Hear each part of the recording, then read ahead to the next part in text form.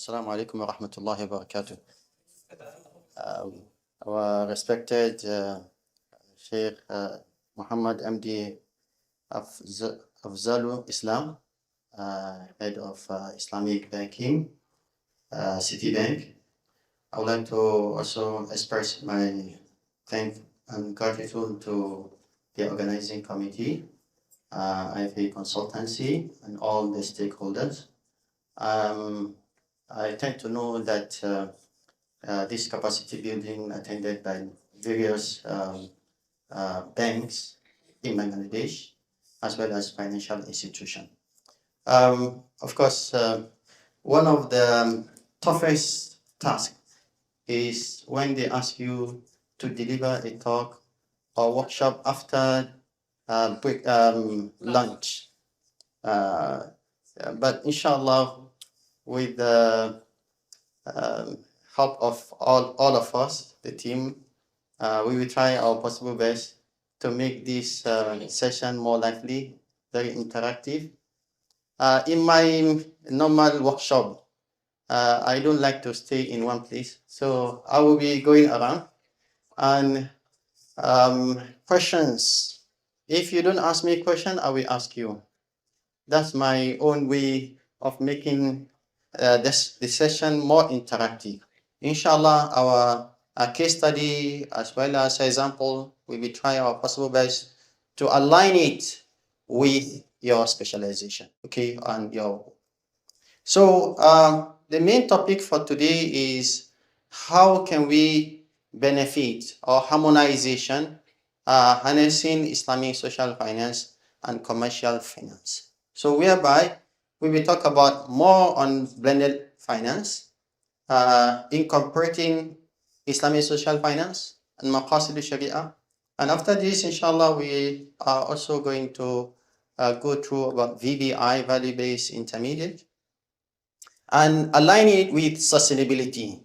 Okay, so what maybe Bangladesh and our respected organization can benefit from this workshop. My name is Habeebullah Zakariyah, for the sake of introduction. Okay, thank you, Mr. MC, for introducing me. I'm currently acting dean of IIUM Institute of Islamic Banking Finance, IIUM. I think one of the leading institutions offering Islamic banking and finance. It was started earlier, 1983, whereby I think one of your university here also started 1983. Islamic Bank in Malaysia started the same year, 1983. Why? Coincident? Because based on OIC agreement is that Malaysia wants to lead in providing education in Islamic banking finance, at the same time putting into place Islamic financial institution. That's why the first bank in Malaysia, Islamic Bank, is Bank Islam, which also established in 1983. And Islamic Bank, Islamic University established at the same year. Also sitting Rajhi Bank, I think one of the biggest bank all over the world, Islamic. I'm sitting as deputy chairman of Sharia board. So inshallah, we try my possible best to bring that experience from academia side as well as industrial side.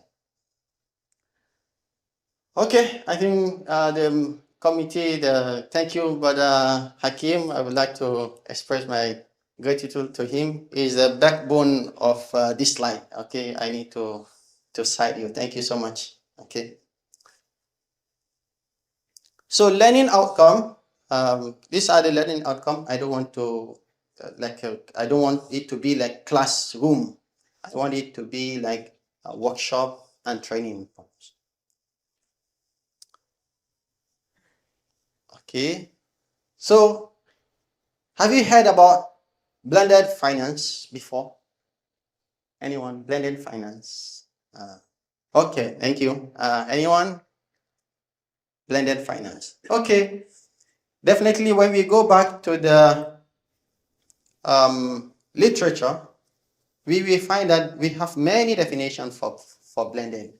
So, but As far as literature is concerned, we need to go back to World Bank, how they define blended finance. Okay, so I don't want it to be more academia, so I didn't go through the definition per se, but I rely on World Bank definition of blended. So blended finance is a strategic approach that combines public and private funding to mobilize private capital flow towards emerging and frontier market. So when we say blended, means that you are not focusing on one aspect, we are focusing on more than one. So private as well as public. Why do we need it? Because in our financial institution, if you focus on one entity to get fund, you might not get enough fund.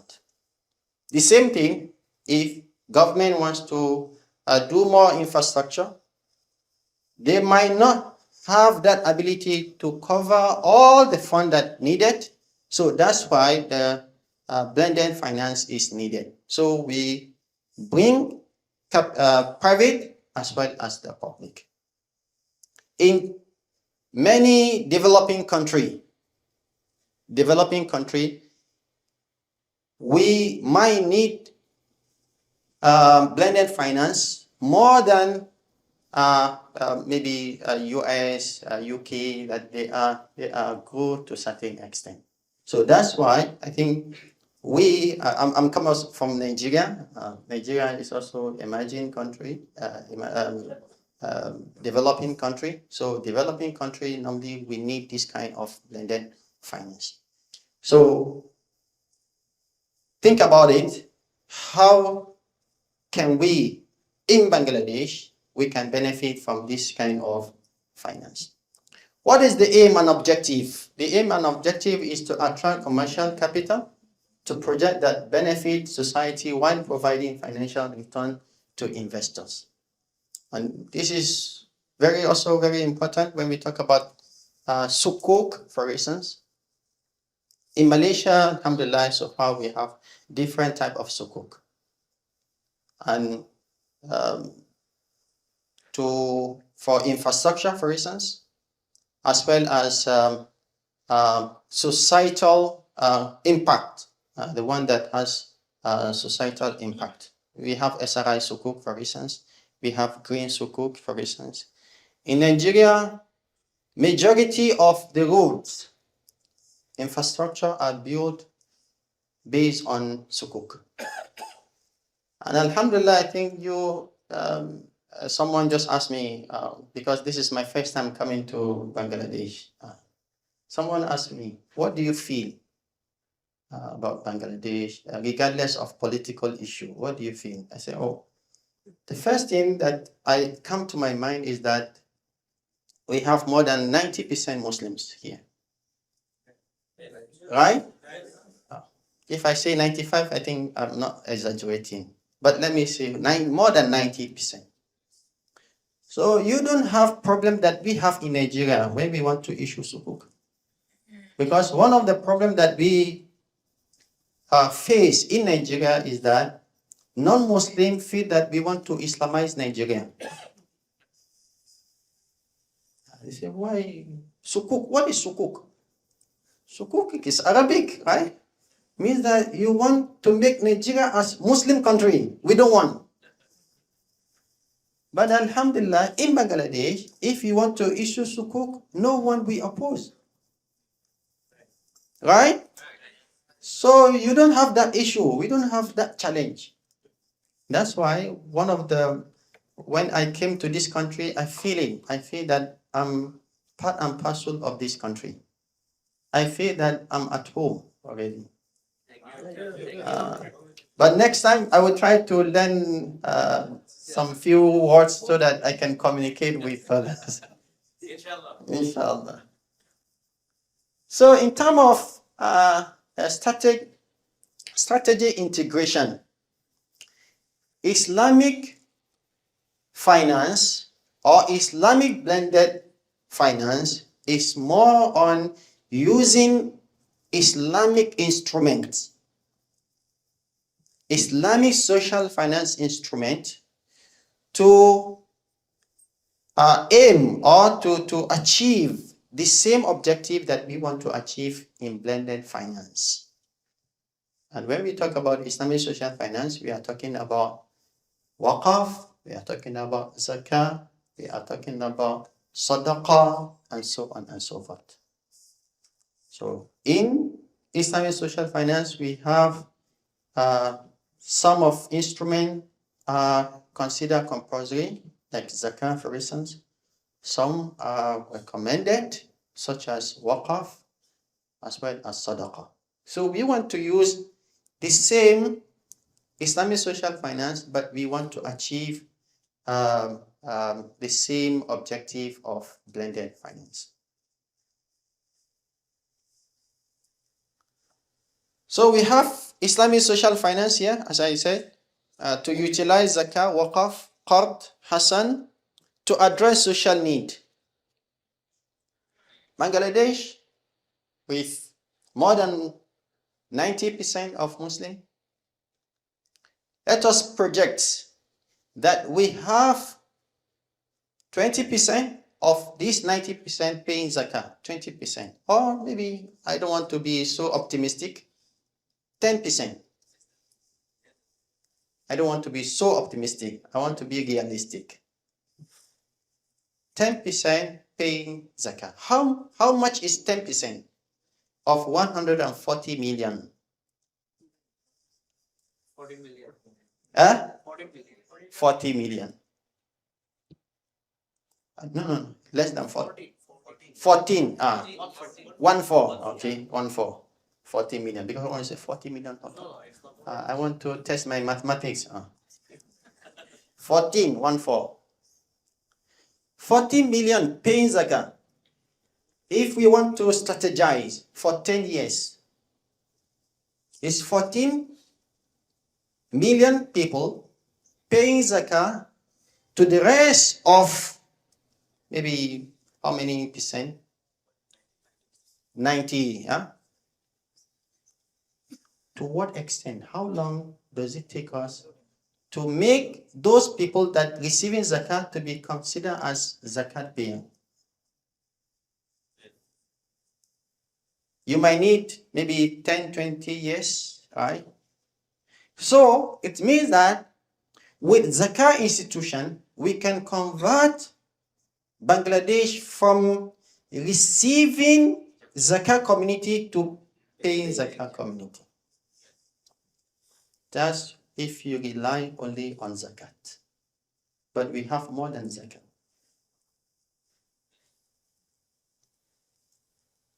Include waqf institution.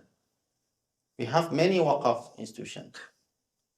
The perspective that, Bangladesh is very crowded country, that perspective is not supported by the literature. You also have abandoned land. Many. You just concentrate on Dhaka. What of other states? So we have waqf. We have waqf institution in Bangladesh. Okay, so if we put any question? No. So far, but I will ask you a question if you don't have question. So poverty, the rate of poverty is higher, and we know why. We know the reason.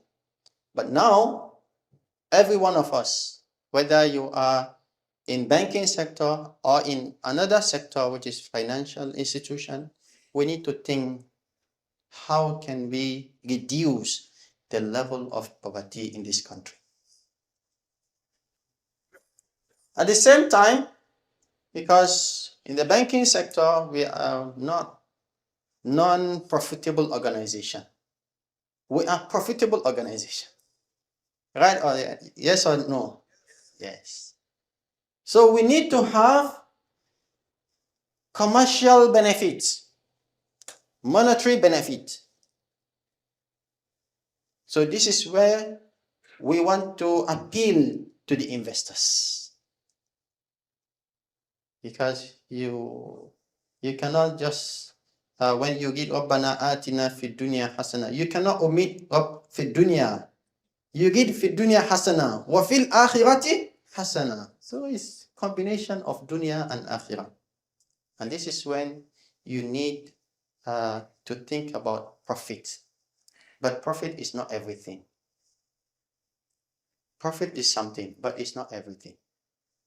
So commercial finance, we need to also have. The same thing, Islamic instruments. As I mentioned, we have Sukuk, SRI Sukuk.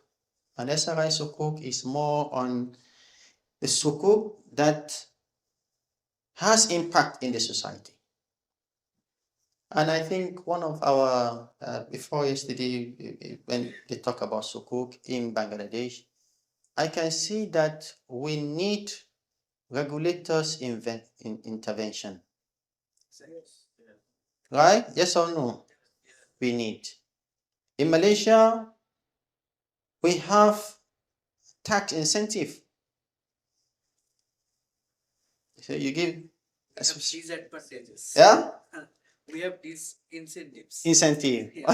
Which kind of incentive do you have? These incentives. Oh. If you issue Sukuk, you have to pay more than 8%. That's not. This transfer tax and other tax. In Malaysia, that's why regulators feel that we need to support Sukuk issuer. And that's when we give more incentive. Even non-Muslim, they want to participate in Sukuk so that they can avoid tax. Avoid tax legally, because you can avoid tax legally or illegally. But legally, through Sukuk, you can avoid tax. Recently, myself and Brother Hakim and our team in Malaysia, we did a research whereby we Sukuk based on waqf. Sukuk waqf. How do we get it? We get it from IIUM standard, whereby they have standard on waqf Sukuk. But it's different in the sense that from the beginning, you can have intention, or you have intention in the middle, or you have intention of waqf at the end. So maybe you can read our paper to know how can we issue Sukuk based on waqf. Do you have published the paper? Yes, it's publicly accessible. By your name, we can search it. By my name, Prof. Azman, few of us. It's a project sponsored by one of the bank in Malaysia. Share the WhatsApp group. I can share with the committee, inshallah. Ihsan, right? Mubashir, okay. Your name, well, because I have many names, so if I say Mufti Ihsan, I have many Mufti, so I'm quite confused now. So we share how can we, but in our initiative, we have investment and we have donation. So it doesn't mean that when you participate in this kind of sukuk, you're not going to get the profit. No, you are getting profit. But it's up to you whether you want to forgo your profit in totality or you want to forgo part of your profit. So it's up to you. So I think Bangladesh can do the same, whereby we issue sukuk, but the yield, the profit can be donated. Why do we need it? I think through our discussion, number one is mobilization of the fund, which is very important for Bangladesh and few other countries that they are in need of fund. Nigeria, for instance, when we want to do our infrastructure, the government doesn't have money. Okay, if you go for just to borrow, you need to pay very high and you might not get it. And you want Islamic as well. So to get more fund, we issue Sukuk. And now, Alhamdulillah, even non-Muslim, they want to subscribe for our Sukuk. Non-Muslim. So if non-Muslim are willing to participate, I think Muslims are more than that, because we also fulfill our religious obligation. At the same time, we fulfill our financial need. We do alignment with SDG, because SDG is across the globe, and I am sure that Bangladesh is also included in SDG, Sustainable Development Goals. Okay, so you can align it with SDG, and of course I know that country, they have different appetite. Some they want to go for the first goal, some they want to go for the second one, the third one, until 17. But Bangladesh, for instance, maybe one of the priority is number 1, poverty alleviation. Number 2, maybe the climate, for instance, the environment.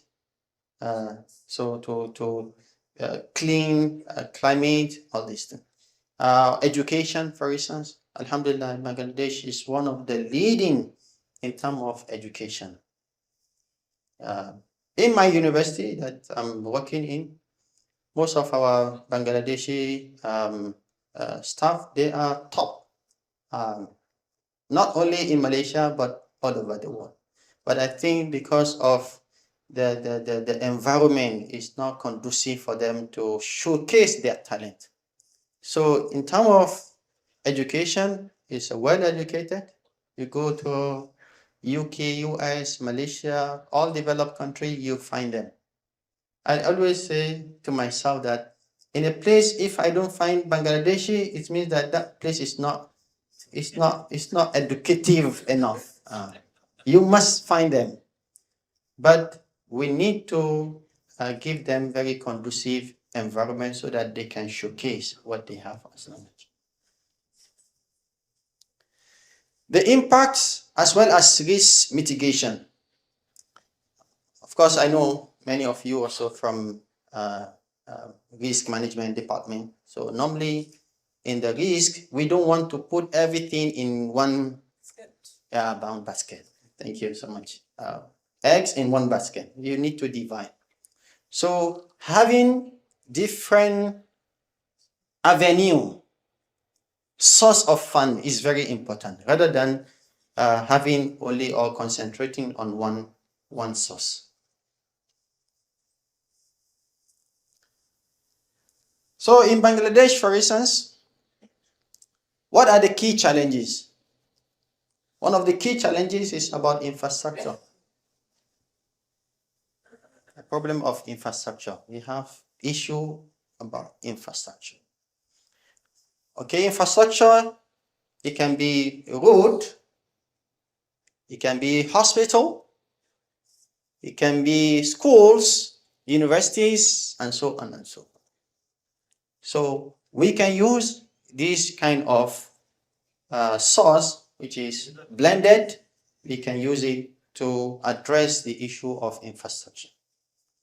SME, we have MSME. We have more than 11 million MSME in not Malaysia, I'm sorry, in Bangladesh. 93%, more than 93% of all these 11 million, they are actually suffering from the fund. More than 93 is very huge. It's similar with Indonesia, similar in terms of number. Indonesia also depend in terms of economy on SME, MSME. So we can help with this blended finance. We can help this segment, and if we target this, we can also have financial inclusion. And I tend to know that in the first in the summit that many are not included in the financial blueprint. So this kind of initiative actually will help in terms of financing this segment of people. And I always say that these segments are very, very important.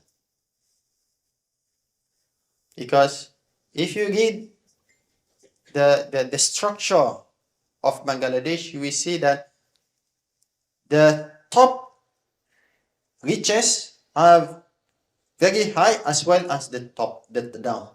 Down, and you don't have much middle.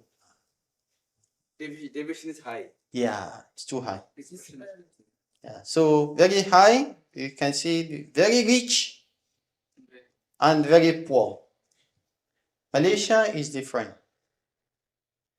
Malaysia, the way we structure it, we have 10, we call it T10, B40, so 40% are earning low, and 40% are medium, and only 10 are rich. So Malaysia, we might not be very rich, but you are okay. No one can terrorize you. Anything that rich people can do, you can do the same thing. So for me, my philosophy is that if we focus on this SME, we can go very far in terms of our economy. Because uplifting these people is actually good for the government. We also have these social economy challenges such as poverty alleviation and financial inclusion. So with this, we can actually attend to this kind of challenges that we have in the country. So Malaysia, for instance, what we can learn from Malaysia is that we have several types of sukuk. Many sukuk. Maybe one of the sukuk that we have in is a green sukuk. So what green sukuk is all about is, of course, we know about climate change, and I think solar energy, for instance. Anyone? Electronic vehicles. Any?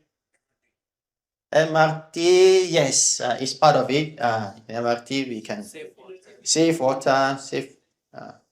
Any vehicle? Mumtaz. So sukuk, this kind of sukuk addressing this issue, and believe me, most of people that contribute to this are Bangladeshi. Bangladesh, Thailand, there are most people that they contribute to this. Social sukuk as well as value-based intermediate. So value-based intermediate, to cut it short, I don't want to, is initiative with value. Yeah, with value. Based on maqasid al-sharia. I think in our next, we will talk about maqasid al-sharia in general. So value-based, they started 2013. Malaysia started value-based activities, embedding value-based into all sector in 2013 under Central Bank of Malaysia. And now, recently, we just developed another value-based to takaful, mostly VBI for banking sector, financial. But now we also have our own value-based for takaful institution.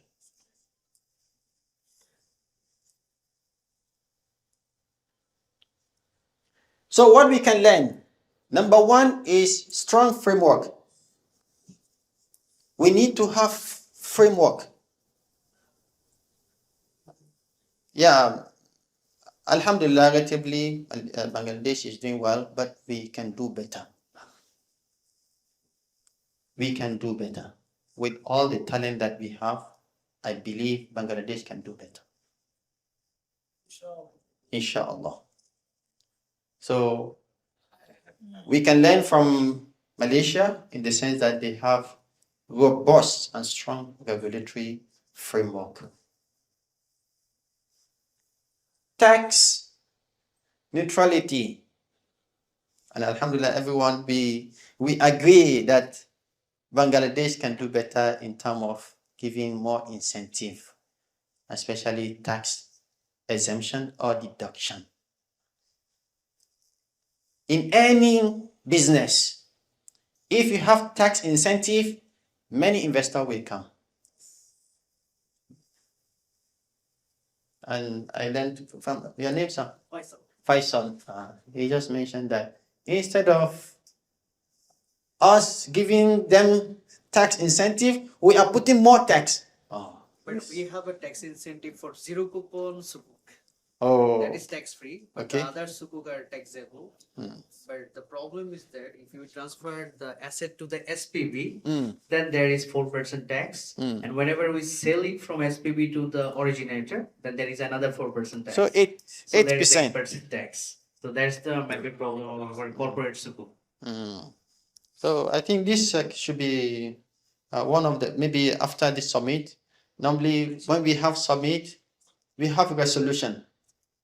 So one of the resolution, I think, is to look into this issue. Because There is the regulators.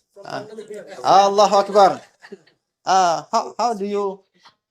Sorry, the tax he's told about, that is the tax Corporate. In sovereign Sukuk, there is no such taxes because government usually give SPV the beneficial ownership of the asset. No legal ownership transfer is happen here. So there is no charges, tax is available, and the thing to the Sukuk holder who holds the Sukuk, there is a tax incentive, but the limit is only 5 lakh. If anyone invest 5 lakh, then he can get tax exemption from the government. Tax rebate. Tax rebate, yes. So do we have for maybe for corporate Sukuk? Well, for corporate Sukuk, the respective regulator is the Bangladesh Security and Exchange Commission, not Bangladesh Bank. Bangladesh Bank SPV, the special purpose vehicle, there is a separate division in Bangladesh Bank which acts as the SPV only for the government Sukuks, not for corporate purposes. Oh, okay. So for corporate, we go under Security Commission. Right. Okay. We are not Taxation relies with NVR, not Security and Exchange Commission. Okay. To be managed by In Malaysia, whether is a sovereign, whether is under SEC, Security Commission, and both Security Commission as well as Central Bank of Malaysia, they are under Ministry of Finance. So that's why when we in our project, when we give them the framework for Sukuk Waqf, we invited unit of tax. We invited them under ministry, and then we asked them whether it's doable for us to give incentive, because bank cannot, the investor will not be keen to participate if there is no incentive. So that's why I think that buy-in is incentive. In the banking sector also, even in our Sharia contract, if let's say you use murabaha, I'm sure you know murabaha? Yeah. Okay. We use murabaha as our financing product. Normally, murabaha is there must be asset, right? There must be asset. You buy something, but you put margin, right? You put some profit. Am I communicating with you? Okay. I don't want anyone lost. So in normal circumstances, if we want to look at it from tax point of view, it's a 2 transaction. It's not 1 transaction. Supposed to have double tax, right? In many countries, let's say in Uzbekistan, Kazakhstan, I'm also helping them to have microfinance. They say that we need to pay two tax. Tax for buying and tax for selling. Malaysia, in the beginning, they have this problem. But they resolve because they talk to each other. All these organs talk to each other. So we eliminate because we look into substance rather than the form. The form shows that there are two transactions, but substance is only one transaction. The same thing when we have ijara muntahiya bitamlik. In ijara muntahiya bitamlik, we started with ijara, right? And then we end up with tamlik, transfer of ownership. If you want to look at it from pure text, you say, no, these two transactions. It's a double tax. But in reality, actually it's one transaction. Because the client, the customer came to bank not to hire, is for him to own the property. And that's why in accounting, normally we have this issue of form or substance. Is it form or substance? So incentive-wise, I think it's very important that we have more incentive. We help our people to come into Islamic finance. So I think one of the things that perhaps we can communicate with the Central Bank of Bangladesh as well as Security Commission and all stakeholders is that how can you help? How can you assist Islamic finance to grow? And this is what Malaysia did. I could remember in few years back, whereby we had debate with the Chinese non-Muslim in Malaysia. They say, why do you treat us differently? Why you don't give us what you give Islamic finance? You say, Islamic finance is not so different from you, but it's different in terms of the religious base. And I think Bangladesh is very well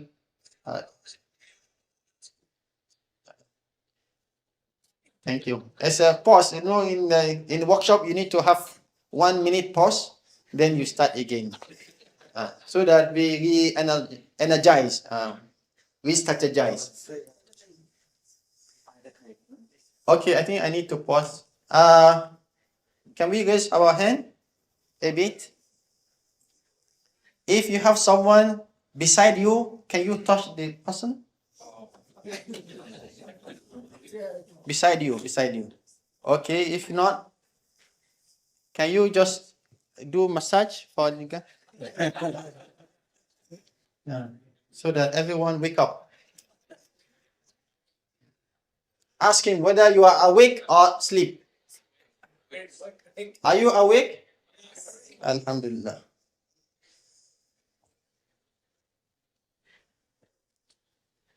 In Nigeria, I think one of the things that we can learn from Nigerian experience is that we know, yes.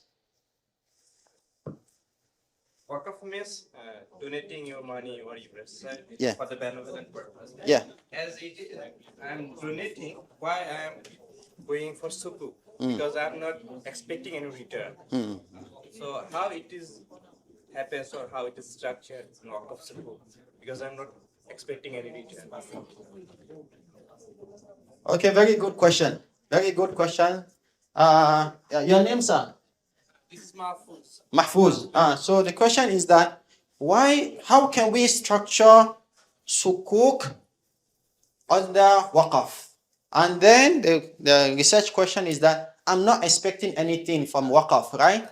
Okay. We have different type of Waqf. We have normal Waqf.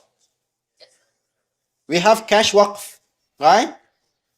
In cash Waqf, we have many innovative ideas. In Singapore, for instance, Singapore, even though it's not non-Muslim country, but in terms of Waqf, they are one of the best in utilization of Waqf. Okay, so one of the best because they use cash Waqf.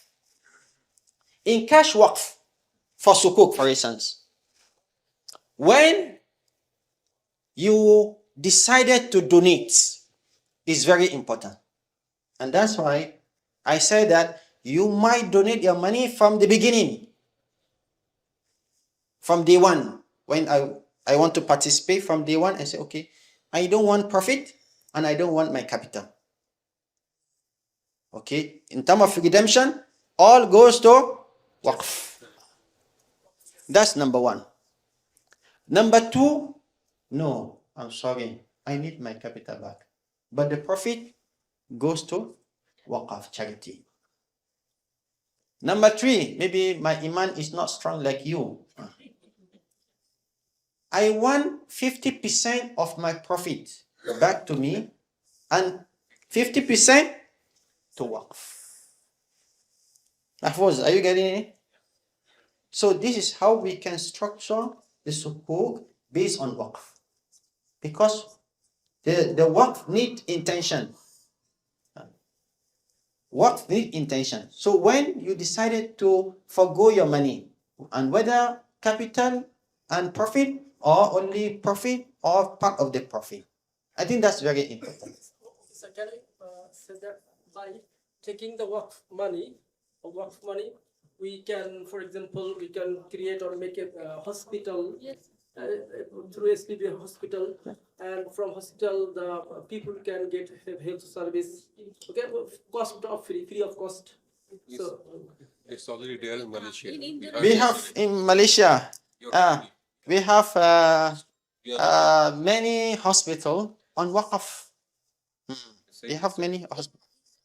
Yeah, there is also there is a waqf hospital. I found only in Indonesia when I work on it. Okay. I found that in Indonesia there is a cash waqf system. You told earlier that in Singapore also. Yes. But in the publication we don't get that type Oh. of example. In Malaysia also we see that some of the work is happening, but we don't found the where it is working. Okay. Don't get any of the list there or any of the link there. If possible, please share with me. I Inshallah. will give you the email address. Okay, definitely. In Malaysia, we have Nur Corporation. Nur Corporation. That Nur Corporation, they started waqf with shares. The first institution that have shares waqf. Okay, and based on that, we built a lot of hospital. Okay, hospital, even very high, all surgery. Under religious as well, we have hospital that is based on waqf. And you can find it Waqf Nur Corporation, Johor Bahru, JB. For Singapore, is under MUIS. MUIS is like an institution that regulate all religious affairs, because Singapore is not Muslim country. So they have one entity that look after all religious affairs. So this is a corporate waqf. Corporate waqf means that investment as well as so this is how they manage to have very good return, and I think we can do the same here. I want to share another perspective with Islamic Bank Bangladesh Limited. I think this option may be done by many of the banks, Islamic banks in our country. That is cash waqf for deposit. We have a scheme, a cash named cash waqf for deposit. By this scheme, we collect deposit from those who are willing to pay their waqf in the form of cash. Okay. And the agreement is that you will never be this is of perpetual nature. Okay. They can never get return. They can never return the fund or the capital, and we utilize or we use the fund in the investment as investment fund, and the return is used for the charities. Oh, good. So this is perpetual nature. This kind of deposit always remains with the bank. So the business perfect for the bank perspective, it is very good, and we are doing with a lot of money has been taken under cash waqf deposit. And I think, Asset under management. yeah. Do you know the asset under management within for deposit? Total deposit size. Deposit just now, but I think we should. I can share inform you just after the class, take information. But the number of accounts I know, as so far I know. So this is working, and now it is getting familiarity over the countries. So I think this can be done by other. This can be exercised by other Islamic banks in this country to address the recessed people of the country. Okay, in the form of cash deposit. Okay. But at the same time, don't forget that we have regulators, okay? Because anything that we want to do, we need to put into consideration the regulatory requirement. In Malaysia, because the term of waqf belongs to religious affair. Waqf, zakah, it belongs to state religious affair. That's why for them to have anything related to waqf, they need to get permission from religious affair.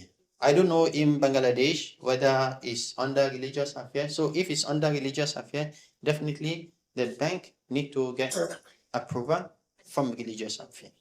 We have in Malaysia, we have many banks that they have waqf, they have mutawalli, and also zakat.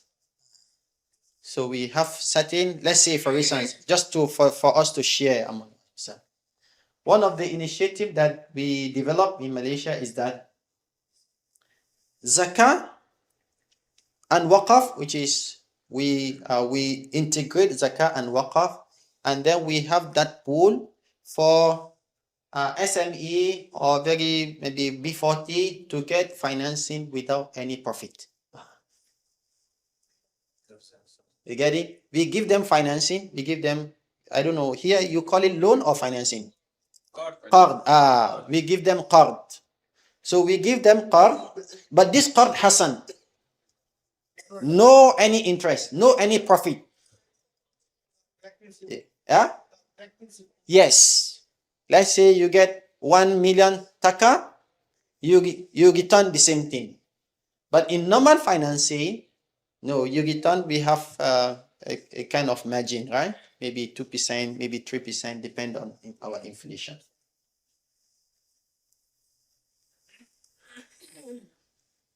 In Nigeria, mostly we focus, because Nigeria, as you know, is a secular country. It's not Muslim country. But yes, we have quite more than 50% Muslims. Okay, we share similar in terms of number. It's Nigeria also 140 million, 130 million so far, for instance. But majority Muslim. What we did is that we focus on Islamic social finance instrument, innovative Islamic social finance instrument. We use zakah, for instance, for poverty alleviation. One of the ideas that we use or utilize in Nigeria is that we have zakah institution. Okay, so zakah institution collect zakah, and then when they have, let's say, SME or entrepreneurs, so we give them financing. It can be based on mudarabah. It can be based on only qard hasan, and then we try to help them to avoid the risk in the proposal. Okay, we train them, we teach them how to do marketing, for instance, if they need any skills in marketing, in promotion, for instance, how to read the market. So after that, they can repay us back, and they might not need zakah anymore. So it's a paradigm shift from being zakah receiver to zakah payers. We try to help them so that we elevate that poverty.